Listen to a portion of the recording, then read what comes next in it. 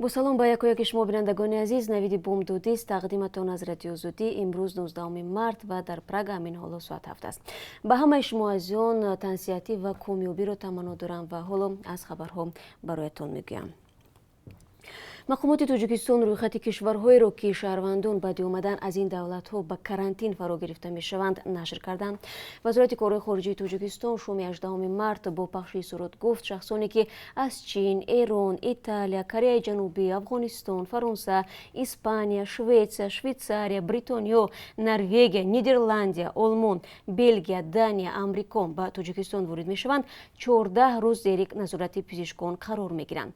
این تصمیم به نوشته وزارت امور خارجه بر اساس قرار سردختور دولتی سانیتری تاجیکستان و با هدف پیشگیری از سرایت کرونا ویروس گرفته شده است. وزارت کارهای خارجه از شهروندان تاجیکستان خواسته است که در حالت ضرورت به سفارت و کنسولگری‌های کشور در خارج مراجعت کنند. کرونا ویروس که آخر ماه دکبر سال گذشته در شهر ووهان چین پیدا شد تا حال جان 7,500 نفر را گرفته بیش از 182,000 نفر را گرفتار کرده است. این بیماری حالا در 100 کشور جهان به قید گرفته شده است، اما مقامات تاجیک میگویند تا حال حالت‌های صورتیابی به کرونا ویروس در کشور ثبت نشده است. ضمناً درباره بازگشت مهاجرین تاجیک از روسیه در یکان ماه دیگر خاطر رسان میکنم که در این زمینه یگان محدودیتی نیست. سفارت روسیه در دوشنبه در صفحه رسمیش در فیسبوک نوشت قرار اخیر به بودباش شهروندان تاجیکستان در قلمرو روسیه تاثیر ندارد و همچنین تاجیکانی که نیت ترک این کشور را دارند آزادند. باید گفت سفیر تاجیکستان در روسیه امامالدین ستاروف در صحبت با نشریه کامرسانت از حکومت روسیه درخواست نموده است آن مهاجرانی که برای سری وقت ترک کردن روسیه فرصت نیافتند جزا دادن نشوند. ستاروف گفته است به مهاجران امکان حقوقی دادن لازم است تا قانون را ویران نکرده در جایی که نیروی کاری ضرور است قانونی فعالیت کنند. مشکلی که حالا گریبانگیری شهروندان تاجیکستان برای بازگشت به وطن است پیدا کردن هواپیماست. با سبب کم شدن پرواز هواپیماها از تاجیکستان به روسیه، پروازها از روسیه به تاجیکستان نیز کاهش یافته است. این چنین به سبب بسته بودن مرزهای قزاقستان و ازبکستان آمدن به واسطه خودرو و مسافربرها مصلحت داده نمی شود. خروج کرونا ویروس باعث شد که در آغاز موسم امسال بهاری مهاجرت کاری شهروندان تاجیکستان به روسیه قطع گردد. مهلت منع سفر خارجی ها از جمله تاجیکان به روسیه تا 1 می معین شده است، اما هنوز روشن نیست که خروج کرونا ویروس در این کشور تا چه حد می رود. بسته شدن روی مهاجران در آغاز موسم به پیش بینی کارشناسان باعث به کاهش انتقال پول از روسیه می شود. پول های مهاجران کاری سرچشمه اساسی ورودشوی سرمایه به تاجیکستان است. سازمان های بین المللی میگویند تاثیر ویروس تنها با این تمام نمی شود و ساحه توریسم و جهانگردی و خدمت رسانی و نقلیات نیز زیر ضربه هستند. حکومت تاجیکستان میگوید برای مقابله با تاثیر منفی به اقتصاد برنامه خاص دارد و نمیگذارد نرخ محصولات در بازارها بیش از حد بالا رود. و ضمناً بینندگان عزیز در آخر صحبت امروزه من بازم درباره قرب روبل روسی برای شما معلومات میدم که نسبت به دیروز خیلی پایین رفته است. ایالات متحده آمریکا میگوید حکومت افغانستان و طالبان باید به زودی تبادل اسیران را شروع کنند و ظهور پاندمی کرونا ویروس به آن اشاره میکند که این عمل باید فوراً اجرا شود. روز 18 مارت فرستاده خاص آمریکا در امور افغانستان زلمه خلیلزاد این خبر را در شبکه توییتر انتشار نمود. 29 فوریه آمریکا و طالبان افغان سازش امضا کردند که هدف از آن ختم جنگ 19 ساله در افغانستان است. سازش راه را برای مذاکرات حکومت افغانستان با طالبان افغان میکند. پیش از آغاز مذاکرات حکومت افغانستان باید 5,000 محبوس طالب و طالبان 1,000 اسیر افغان را آزاد میکردند. حکومت افغانستان میگوید حاضر است 1,500 طالب محبوس را رها کند و با آموزش پرونده محبوسان باقی مانده مشغول شود. طالبان باشد این شرط را قبول ندارند.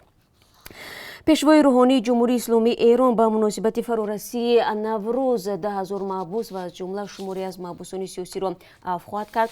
تلویزیون ایران 18 مارت اعلام کرد که نصف محبوسان مورد عفو بر پایه پرونده های مربوط به امنیت زندانی شدند. روز سه‌شنبه حکومت ایران با اشاره به توسعه کرونا ویروس 85 محبوس را موقتا از زندان رها کرد. در این کشور 16,169 حادثه سرایت کرونا ویروس به قید گرفته شد шуда 1135 нафар аз бемории COVID-19 ки ангезаи он коронавирус мебошад фавтиданд. наврӯз дар эрон пагоҳ яъне 20 март фаро мерасад. додгоҳи шаҳри тошканд рӯзи 18 март муҳокимаи парвандаи гулнура каримова духтари президенти пешини ӯзбекистон ислом каримовро ба поён расонд ва ба 13 солу 4 моҳи зиндон маҳкум кард. дар ин бора аз додгоҳи олии ӯзбекистон хабар доданд. ба иттилои расмии гулнура каримова ба тамаҷҷӯӣ аз они худкунӣ, исрофкорӣ ва қонунисозии даромадҳои ғайриқонунӣ гунаҳгор шудааст. мақомоти додгоҳ гуфтанд муҳлати зиндони каримова аз 21 августи соли 2015 ҳисоб карда мешавад. пойгоҳи диссернет қароргоҳаш дар Москав олими дигари тоҷикро ба плагиат ё рӯбардор кардани бахше аз рисолаи илмияш аз асари донишмандони рус айбдор кард. диссернет рӯзи 18 март навишт: абдураҳмон қурбонов, сардори раёсати таҳлили масъалаҳои иҷтимоии маркази тадқиқоти стратегӣ, ҳангоми таҳияи рисолаи ислоҳоти низоми маориф дар шароити трансформатсияи ҷомеаи Тоҷикистон беш аз ними онро аз асарҳои олимони рус гирифтааст. пойгоҳи диссернет дар хулосааш менависад, ки дар рисолаи абдураҳмон қурбонов калимаи Россия ба Тоҷикистон иваз шуда, вале маълумоти асосӣ бетағйир мондааст ва ин нишонаи тақаллуби илмӣ аст. абдураҳмон қурбонов мегӯяд, ки ин амр қасоси душманонаш аст ва ҳаргиз асардӯздӣ накардааст. абдуҷаббор раҳмонзода, ёрдамчии раиси ҷумҳурии Тоҷикистон, дар робита бо ҷомеа гуфт, ки сарнавишти ҳар як донишманди асардӯст мавриди баррасӣ қарор гирифта ояндаи онҳо муайян карда мешавад. аммо хулосаи диссернет дар рӯзе нашр шуд, ки президенти Тоҷикистон дар мулоқоти солонааш бо зиёён аз асардӯздии олимони тоҷик ва ифшо шудани 40 мавриди он тавассути пойгоҳи диссернет танқид кард. пойгоҳи интернетии диссернет асосан соли 2018 бештар ба Тоҷикистон тамаркуз кард ва пушти ҳам дуздии даҳҳо олимро ифшо намуд. дар байни онҳо номи мансабдорони баландпояи тоҷик Давлатали Саид, муовини нахуст вазир ва ёвари президент оид ба масъалаҳои кадрӣ Асадулло Раҳмон низ ҳаст. бисёре аз муаллифон дар баробари иттиҳоми асардӯздӣ сукутро пеша карданд, вале теъдоде гуфтанд, ки дар ҳаққи онҳо буҳтон заданд. вазорати корҳои дохилии Тоҷикистон хабар медиҳад, ки кормандони милитсия марди 37-солаи сокини шаҳри Хуҷандро бо гумони қасдан расониндани зарари вазнин ба саломатӣ дастгир карданд. боздоштшуда ба он муттаҳам мешавад, ки рӯзи 17 март дар ҳудуди шаҳри Хуҷанд ҳамсари собиқ ва писари ноболиғашро бо мошинаш қасдан пахш намудааст. дар натиҷа ҳамсари собиқаш, ки 34 сол доштааст, аз ҷароҳатҳои бардошта дар беморхона ба ҳалокат расида, писари ноболиғаш дар беморхона бистарӣ аст. нисбати гумонбаршаванда парвандаи ҷиноятӣ оғоз шуда тафтишот идома дорад. ва акнун аз қурби асъори хориҷӣ барои имрӯз маълумот медиҳам, ки аз тарафи Бонки миллӣ ба таври зайл муайян шудааст. $1 9 сомониву 74 дирам аст, 1 евро 10 сомониву 61 дирам арзиш дорад. имрӯз қурби рубли русӣ, яъне 1000 рубли русӣ 122 сомониву 30 дирам таъин гардааст, ки нисбати рӯзи гузашта тақрибан 7 сомонӣ камтар мебошад. ташаккур мегӯям ба бинандагони азиз, ки дар ин субҳи ба вақт моро ҳамроҳ будед ва хабарҳои тозаро аз мо шунидед. ва фаромӯш накунед, ки дар давоми рӯз боз дар пахшҳои мустақими дигар мо шуморо бо хабарҳои рӯз ва гузоришҳои ҷолиб мунтазир хоҳем буд. рӯзатон бо барор, бинандагони азиз.